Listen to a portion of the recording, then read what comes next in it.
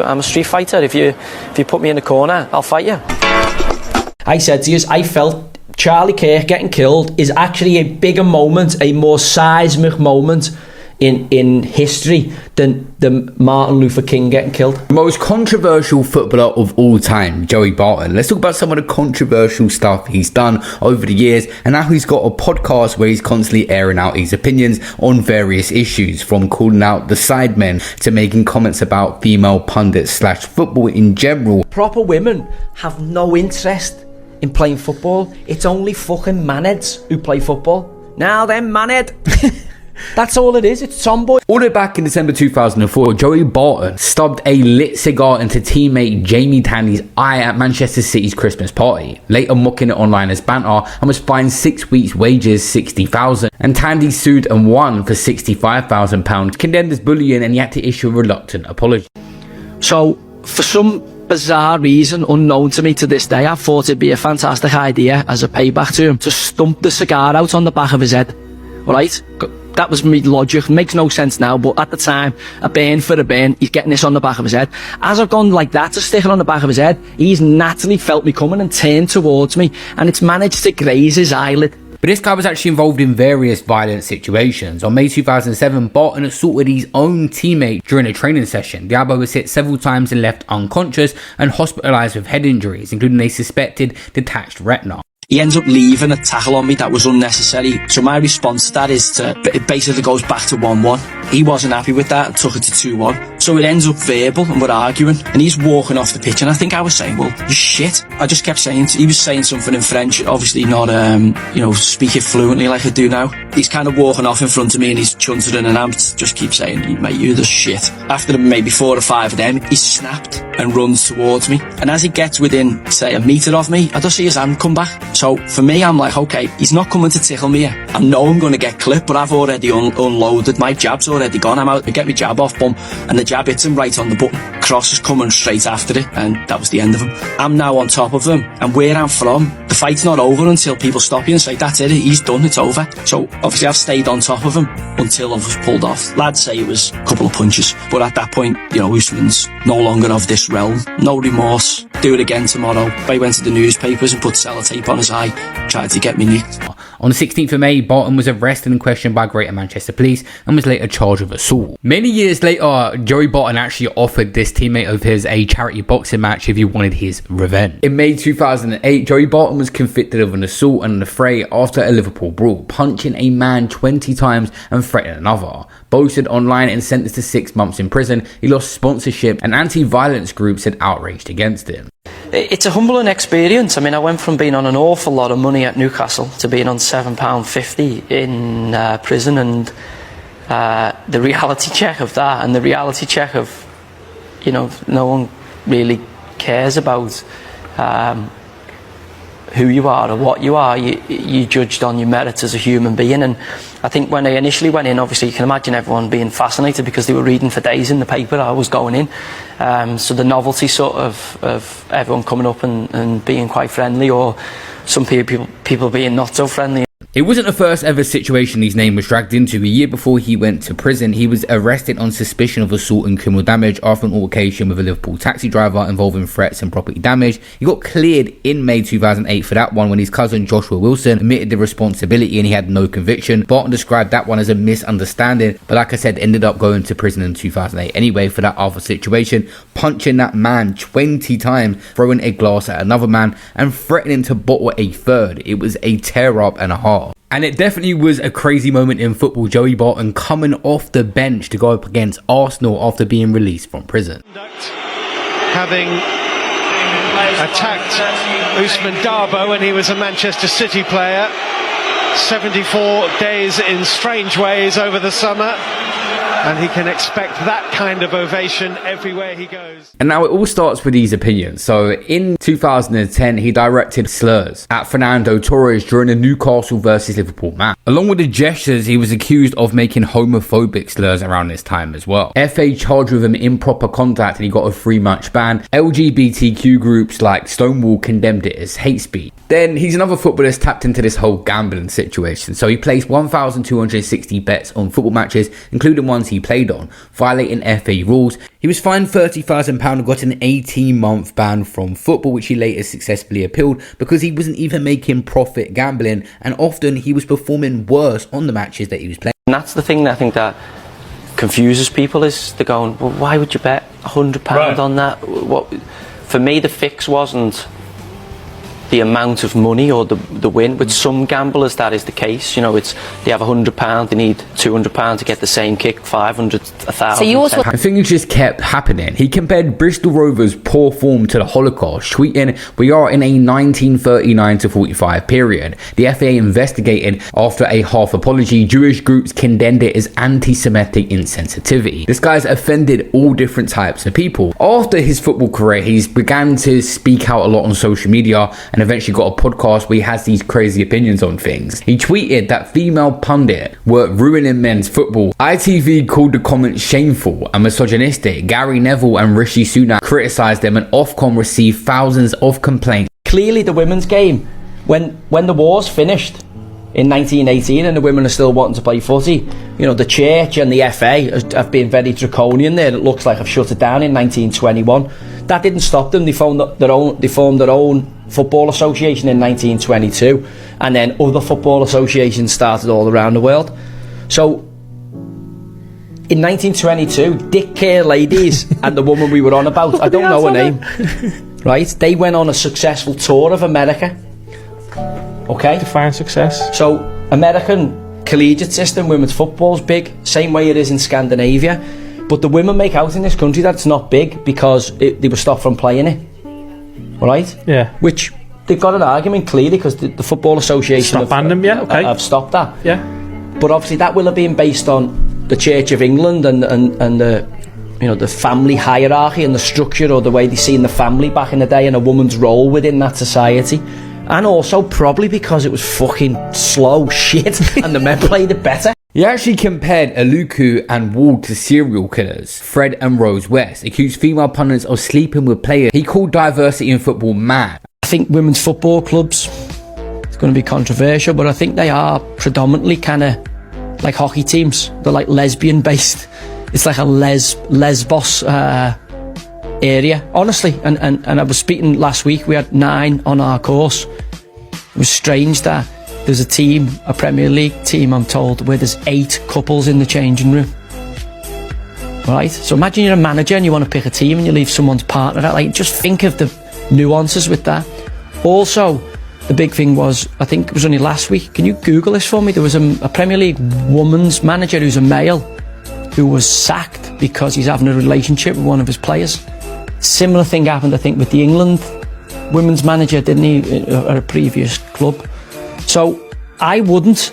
I mean, if there's a load of women in a dressing room, you know, for me, you know, I don't believe men should be in women's changing spaces, and I don't know the rules. I've not been in there, so I don't know how long they stay in there. I just think it confuses it. You know, keep women in women's football, keep men in men's football. It's quite simple. Just stops any of the stuff that can go. Despite backlash, Joey Barton continues posting about Aluku, including comments that form basis of criminal charge for malicious communications. These posts were alleged to have been indecent or offensive and intended to cause distress or anxiety. January 16, 2024, she actually posted a 15-minute video on Instagram stating she felt under threat and scared to leave her home due to Barton's post. She accuses Barton of being a sexist, racist and misogynistic behaviour and confirms she's taking legal action. Aluku references the late Caroline Flack to highlight the dangers of online abuse. Even Nini Aluko this week saying she was scared to go out the house. I mean, you know, we'll have to take that at face value, and I think she's been a really good women's footballer, but let's be honest, she shouldn't be talking about the men's game. She's had ample opportunity and she's not got better. For me today to say this week in the video, a peer group is saying to her she's doing really well. I'm like, okay, well, it's not her fault. She's clearly not getting the correct training to help her get better, or the correct constructive feedback loops. So actually don't blame me, and I don't blame any of the girls. But if I'm an advocate for men's mental health, and I'm talking to champion men's mental health causes and going hiking, well, we've got to think about young women's mental health as well. It can't be beneficial to these young ex-women footballers to be in positions and having to shut down their social media feeds for the amount of abuse they're getting for not knowing their onions. Now, the lads can't but not have a go at them. If you don't know your onions, if you can't count, if you can't do basic arithmetic, and if you can't describe what loads of lads are actually seeing, then they're going to get frustrated and they're going to say stupid stuff on social media. And I don't think it's fair on the girls, but they should not be in that position for it to happen. Like, so who's the responsibility lie on? Does it lie on the social media networks to block out the noise? Does it lie on the broadcaster to take these people off the screens? He didn't really care about this. The next day, he went on X and criticised her punditry, calling her dreadful and accusing her of playing the victim card. He includes a headline about her discussing online abuse, adding Crimea effing river, the victim card post. Later that day, he tweets, surprise, surprise, with the clown emojis in his screenshot of a 2017 Guardian article about her talking on racism and bullying claims against the FA, the first post. He posted again, stating more has come to light about the poor little Eni Aluku. Her dad was a Nigerian senator, dodgy money, ran to England, massive house in Wentworth, 3 Rolls Royces, St Mary's in Ascot, private education, lawyer and grace card player. The post includes a BBC article about Luku's apology for 2020 furlough comments alleging hypocrisy and financial corruption. Barton responds to Luku's appearance on the BBC Why Do You Hate Me podcast, where she discusses the attacks. When I see people attacking others online, it's a reflection of them, right? It's a reflection of where they're at, who they are in their life. I think Joey Barton hates himself. I think he hates where he's at in life. I think he hates the fact he can't be a pundit, which is not my fault. I'm not stopping him from being a pundit. I think he hates the fact that, maybe his coaching career's over. Again, not my fault. Wow. So I think there's something going on there in his own head that he's projecting, So I'm not sure what I would say, but I think that's the reality that we're dealing with. I think we're dealing with someone who's really, really struggling. Genuinely thinks he should be in the mix. But you're not in the mix probably because you've done a lot of things that just, just don't want to be involved associate with themselves you. with you. He calls the BBC's coverage a hit piece and accuses the correspondent of lying and claims Luku is playing the victim card. Cheshire Police in July 22nd, 2024 charged Barton with malicious communications related to the January 3rd to 8th post about her. He appeared in magistrate's court, pleaded not guilty to malicious communications, and he's granted conditional bail, prohibiting him mentioning her on social media directly or indirectly. She was claiming civil defamation and harassment claim against Barton and is held at London's High Court. The claim focuses on the January 17th to 19th X post that alleged harassment and 46 posts from January 5th to August 2024. The High Court judge rules that Barton's tweets were defamatory, stating it was an attack on her personal and professional identity. Barton had not responded publicly and may appeal to defend his claims if the case proceeds to trial. Actually, in April, she claimed that her broadcasting career was damaged by Barton's post, noting a drop in punditry appearances from 44 in 2023 to 27 in 2024, saying she felt compelled to disguise herself in public due to fear and self-consciousness. Social media discussions on platforms like Reddit have mixed sentiments and opinions on this, but she actually appeared on the Obi-Wan podcast, stating Barton hates himself and is projecting his frustrations of his own failed punditry and coaching career. She continues to cover women's Euros for 2025 on ITV, while Barton makes derogatory comments about the tournament. Eni Aluko is reportedly facing the sack from ITV after her comments about Ian Wright. She said Wright and other male pundits are blocking females from getting roles in football media, but fans have fired back, pointing to Ian Wright's long-standing support of the women's game. He's even personally helped players like Kaylee McDonald during her ACL recovery, costing £1,700 a month. Aluko's comments have divided opinion, but is it a fair point or is it unfair criticism? He then ends up calling Jeremy Vine a bike nonce, which didn't go down for him well either. And Vine ended up winning a defamation lawsuit in June 2024 against Joey Barton. It started when Vine tweets Barton about his escalating online behaviour. What is going on with Joey Barton? Generally, is it possible that we're dealing with a brain injury here? Vine later clarifies that it was concern, not malice, but it provokes Barton. Barton responds aggressively, posting 11 tweets accusing Vine of supporting false COVID-19 vaccinations, hold people down and judge them by force, and label them as a fascist. He escalated to paedophilia slurs, calling Vine a big bike nonce, implying sexual interest in children. This was stepping over the line. And associating with figures like Jimmy Savile and Jeffrey Epstein, Barton creates the hashtag bike nonce, which trended on X and amassed millions of views online. Barton went as far as to posting Vine's home address online, lightening the harassment claim. It said additional posts from Barton reinforced the allegations, including more bike nonce references. Barton's lawyers sent a letter before action offering a settlement of £75,000 in damages and costs. Barton ignored it and continued posting. He references the feud in reply to Lawrence Fox claiming Vine's brain injury. Barton even mocked the ongoing legal threat in a post about the media scrutiny. But by May 9, 2024, Vine files a liable harassment claim in court, citing 14 posts as defamatory and distressing. Vine describes feeling deeply alarmed and distressed and upset by the damaging campaign. We soon see that Joey Barton had to issue a public apology on X. Between the 8th and 12th of January 2024, I published 11 posts which I accused Jeremy Vine of having sexual interest in children. I recognise that as a serious allegation and it's untrue. He agrees to pay £75,000 in damages for the initial tweets plus costs, and Vine responds this is not the final outcome. The final settlement at the High Court, Barton actually paid £110,000 in total damages and posted a second apology on X and agrees to Vine's legal costs estimated between £180,000 to £190,000. Vine tells the media Joey Barton has probably lost himself £450,000. He needs to find himself a different hobby. This month on his podcast discussing the recent assassination of Charlie Kirk, claimed that Kirk's death would be a bigger moment in history than the assassination of Martin Luther King, which has drew many people responding to him. He's also fallen out with other content creators in the space. Barton mocked the Sidemen charity match at Wembley, questioning why the stadium was rented for it. In a podcast, he was going in at the Sidemen, which they later responded to.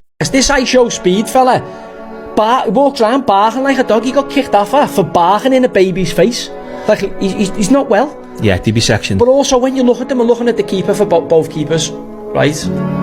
Look at this, lad. Oh my God. This is the goal here. This is the I don't know whether that's 2-1. Machine Gun Kelly. Honestly, I even think the women have beat these at footy. This how bad these are. That's a big shout. I think the women have beat. That's a big shout. I reckon these keepers are better than women's keepers. I'd say that. It's honestly, like, you know, it's like the Misfits boxing. It's embarrassing. Like, but there's young kids out there. Remember kids who used to think the WWF was real? There's a few in this room that I'd go, that's not real, and they'd go, what? It is. We love you, Hulk. You know, that's kids' mindset. Obviously, the Sidemen charity match may not be the best football quality you're ever going to see, but they was doing a good deed and raising money for charity, not really trying to profit out of it at all. I'm publicly calling out. Oh my God. I'm publicly calling out. Joey Barton, you're a do you know what I mean? You can get these hands. Nah, because how you come in for one innocent YouTubers? We're all innocent. We've done nothing wrong. Every single one on that pitch, maybe Logan Paul, but everybody else on that pitch haven't done anything. Why are you calling us out for raising money for charity? Prick. He might have been having a bad day, and he might have just been that's to him. have someone to that's attack. 24/7 Joey Barton. 24/7. He would hate you if he saw you. He would hate you. So you tick all the boxes of Joey Barton hate. Everything. Okay? So that's that. Forget, I'm not hating ghosts. I'm hating Joey Barton. Not only that, the new platform that KSI is the president of the UK version and iShowSpeed the American version, he criticised that as well. He is not a fan, safe to say, of the Baller League. Starting at this new league, the Ball Bag League or something is it called? Yeah. Ball Bag League. Something like, I don't know. So it's a 6-a-side tournament. But it's. I just added on the YouTube there. I've never seen such nonsense in all my time. It's failed footballers. What it looks like to me is a load of lads who have not cut the cloth in terms of either haven't got the ability or the discipline to be a professional footballer. Like some of the lads I've seen on there, I don't want to dig them out because it's not their fault, the shite, but have tried and been in the game and obviously fell out the game because they're either not good enough, not disciplined enough. You know, they'll be in the boozes in a few years saying, oh, I was struck down by injuries, you know, I had so many bad injuries when I was growing up. No, mate, you just didn't want it enough and you weren't good enough, so just shut the fuck up and get your head round that. Over the summer, he hosted a live podcast during the England's Women Euros, and Barton tweeted 30 more minutes of this with a facepalm emoji, applying his boredom on air. But something that he got a lot of backlash for that come up recently, in June 2nd, 2021, during a drunken argument at his London home, he pushed his wife Georgia to the floor and kicked her in the head, causing a golf ball sized lump on her forehead, and arrested that night. She called 999, stating, my husband just hit me in my house. He was charged with assault by beating, and the trial got delayed to 2022 after Georgia soldier retracted their statement, claiming accidental injury by a friend. The High Court overruled the withdrawal in 2024, forcing trial and convicted him on March 25th, 2025 at Westminster Magistrates Court. The Chief Magistrate rejected Barton's vague denial and sentenced him to 12 weeks imprisonment, suspended for 2 years, and ordered him to pay £2,058 in costs and surcharge. And Barton appealed to Crown Court, calling it political prosecution linked to his online criticism of women's football, and the outcome is pending as of September 2025. Joey Barton is starting to think now that the mainstream and the government are against him. And there's various other subjects we haven't covered in this video where Joey Barton has sparked outrage for his opinions on things. He's easily the most controversial man in football. This guy's probably spent over $1 million in his life on legal fees. If I had to break down every single thing he ever got backlash for, every single fight he had, this video will probably be 4.5 to 5 hours long.